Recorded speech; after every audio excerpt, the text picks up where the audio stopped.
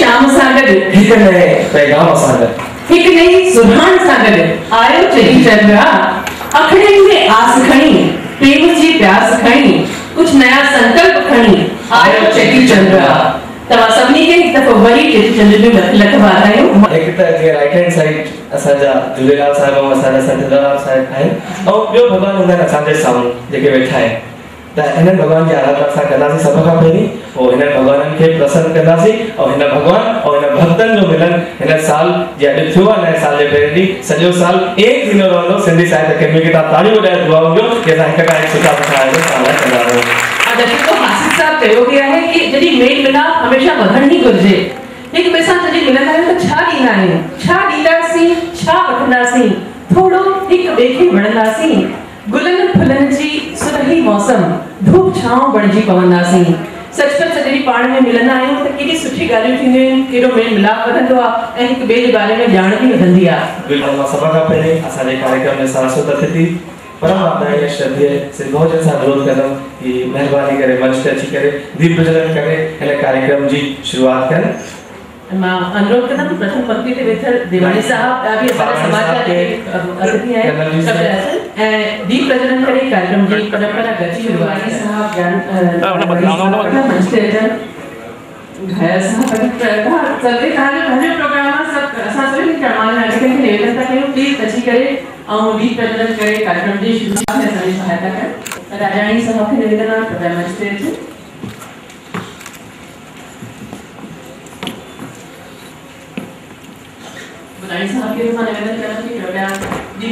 मंच ते विराजल सभी गणमान्य नागरिकों रचनाकारों ऐं भाउरों ऐं भेनरों हाणे असां सभिनी खां पहिरियों मध्य प्रदेश सिंधी साहित्य अकादमी पारां प्रकाशित सिंधु मशाल पत्रिका के लोकार्पण लाइ निवेदन था कयूं भाउजन के ऐं माननीय मंच के। यह पत्रिका ॾाढी ख़ास पत्रिका जैमें भारत देश के कोने कोने में रचनाऊं आयल आहिनि ऐं तमामु सुहिणियूं देवनागरी में भी अरबी लिपि में भी सुहिणियूं सुहिणियूं रचनाऊं आहिनि। तव्हां सभु ॾिसंदा ऐं सराहींदा इन पत्रिका के त इन जे विमोचन लाइ मां बुलाणी साहब के चवां थी कि कृपया ये पत्रिकाऊं मंच ते आणनि।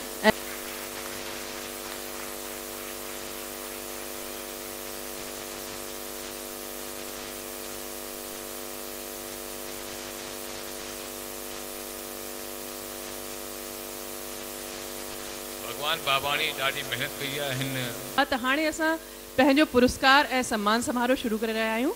सभिनी खां पहिरियों श्रेष्ठ कृति पुरस्कार जे लाइ मां आमंत्रित कंदमि सुश्री द्रौपदी धनवानी जी खे। इन्हनि खे ईयर 2009 में इन्हनि जी बेस्ट पोइट्री पतंग लाइ पुरस्कृत कयो थो वञे। 10,000 कैश प्राइज़ उन्हनि खे ॾिनो थो वञे। ज़ोरदार तालियुनि सां तव्हां उन्हनि जी हौसला अफ़ज़ाई कंदा। नालो ई द्रौपदी अथसि भाई। उनजो जन्म 8 अक्टूबर 1957 में नागपुर में थियो हुयो। उन्हनि जा 3 काव्य संग्रह ऐं 1 कहाणी संग्रह छपियो आहे। द्रौपदी के चुटकी पर सिंदूर ते 11 पुरस्कार उनजे किताब ते मिलिया आहिनि। द्रौपदी दीदी स्त्री विषय ऐं बेटी बचाओ ते ॾाढी सुठी सुठी कविताऊं लिखियूं अथई। द्रौपदी दीदी जो ॿिन्हिनि भाषाउनि ते समान अधिकार आहे। ॿिन्हिनि भाषाउनि में कविताऊं लिखंदी आहे ऐं ॾाढियूं सुठियूं लिखंदी आहे।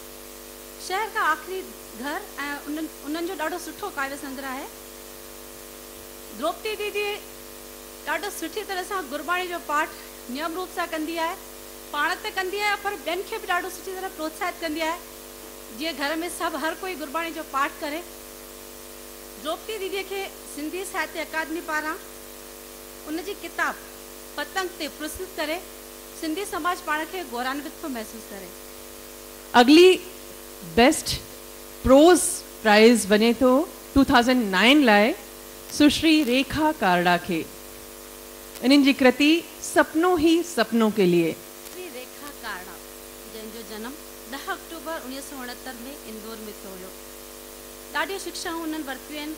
M.Com कई अथऊं, MA म्यूज़िक में कयो अथऊं, उहो बि गोल्ड मेडलिस्ट सां। MA हिंदी में कई अथऊं ऐं उन्हनि खे ॾाढा सुठा सुठा पुरस्कार मिलिया आहिनि।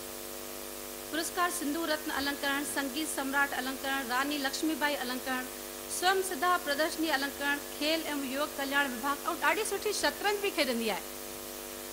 ऐं ॾाढा वॾा वॾा नेताउनि द्वारा हिननि खे पुरस्कार मिली चुको आहे। तव्हां इहो सोचो कि विकलांग होते थी करे बि ऐं ॿियनि खे बि वो पंहिंजी शिक्षा संगीत ऐं पढ़ाई जे लाइ ॾींदी आहे। ॾाढी सुठी टीचर आहे इंदौर में एजुकेशन डिपार्टमेंट में।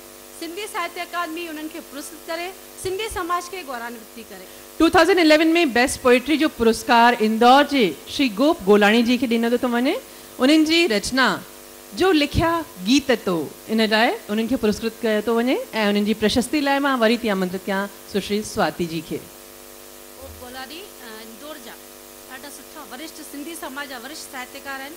साहित्यकार सां गॾोगॾु कहानीकार बि आहिनि, उपन्यासकार बि आहिनि ऐं ॾाढा वॾा कवि बि आहिनि। उन्हनि जो चर्चित उपन्यास सन्यासी आहे। जे लिखाया गीत तो कविता संग्रह ते उन्हनि खे साहित्य अकादमी द्वारा पुरस्कृत करे सिंधी समाज पाण खे गौरवान्वित थो महसूस करे। जो लिखिया गीत तो इन रचना ते उन्हनि जो सम्मान थो कयो वञे। शॉल, श्रीफल, स्मृति चिन्ह ऐं 10,000 रुपीज़ जो कैश प्राइज़।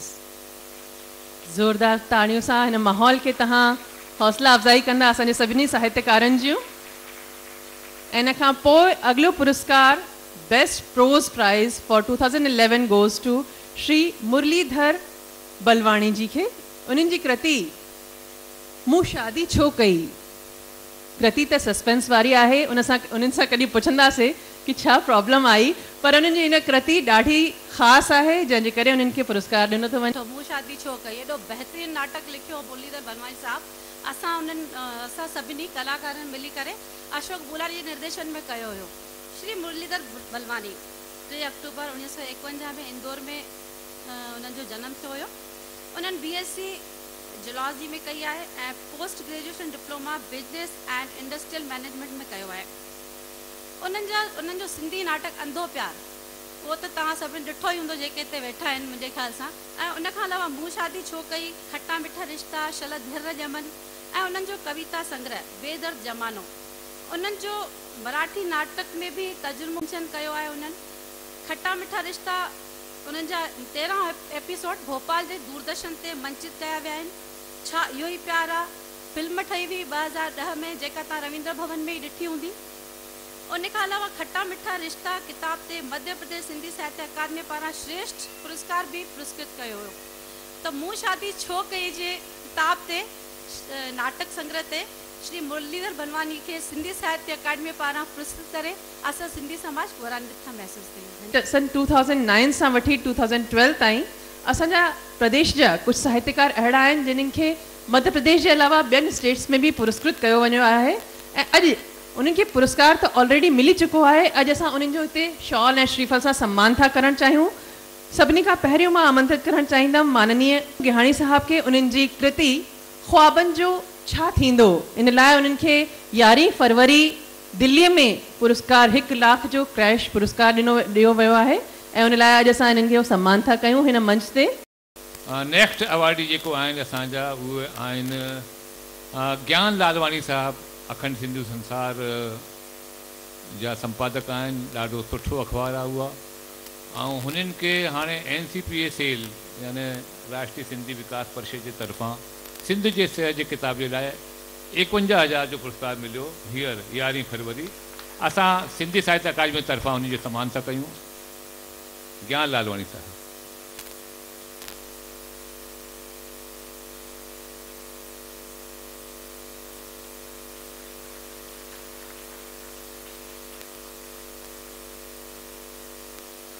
ताड़ियों जोरदार बजाओ ज्ञान भाई जे यार।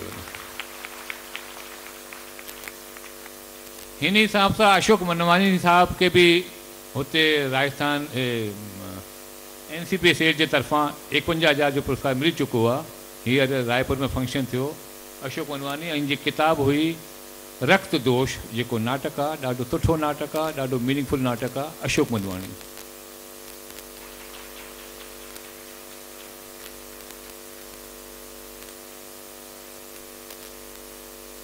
जनसंपर्क अधिकारी के महत्वपूर्ण उहदे ते आहिनि अशोक मनवानी साहब। अॼु जे हिन शुभ मौके ते मंच ते विराजमान ऐं हिन सभागार में हाज़रीन मुंहिंजा सभु आदरणीय आत्मीय सुजन, मां त सभिनी जे चरणनि में हृदय सां वंदन कयां थो, शुक्रगुज़ार आहियां मध्य प्रदेश शासन जो, सिंधी साहित्य अकेडमी जो न महान कर्म योगी संत जी सही क़दुरु शनासी कई वई आहे ऐं उन्हनि जे नाले खे अमर करण सां उन्हनि जा कम बि अमर थी वेंदा। असांजी ईंदड़ पीढ़ीअ खे ॼाण पवंदी त अहिड़ा महान संत बि असांजे विच में हुआ जिन खे असांजनि अबनि ॾाॾनि ॾिठो ऐं उन्हनि सां गॾु अॼु बि कमु पिया था कयूं। इन जे लाइ मां सभिनी जो बेहद शुक्रगुज़ार आहियां। अॼु झूलेलाल साईं जो ॾींहुं आहे। मां सम्झां थो त सचमुच जी असांजी श्रद्धा आहे झूलेलाल में त हिते जा संकल्प खणी वञूं त असां पंहिंजे ॿारनि खे सिंधी ॻाल्हाइणु घटि में घटि सेखारींदासीं। सिंधी लिखणु पढ़णु त कोन था सेखारियो, मुंहिंजा स्कूल ख़ाली पिया आहिनि। सिंधी समाज जा ॿार सिंधी कोन था खणनि, उनजा माइट चवंदा न सिंधीअ में छा थींदो, संस्कृत खणनि, उन में मार्कूं वधीक ईंदा आहिनि। अरे वाह, कोई सिंधी केरु सिखंदो बाबा? त इन करे सिंधी लिखणु पढ़ण लाइ चवण ई बेकार आहे। पर कयूं ग़लती था पिया, वॾी ग़लती कयूं था पिया। हिकिड़ी ग़लती हिन देश खे आज़ादु कराइण वारनि नेताउनि कई, जो असांजे सिंध जो सौदो करे छॾियऊं, पर असांजे लाइ हिन देश में को टुकुर कोन रखियऊं त भई हीअ तव्हांजी सिंध अथव, तव्हां हिते अची रहो। कणो कणे खां धार थी वियासीं।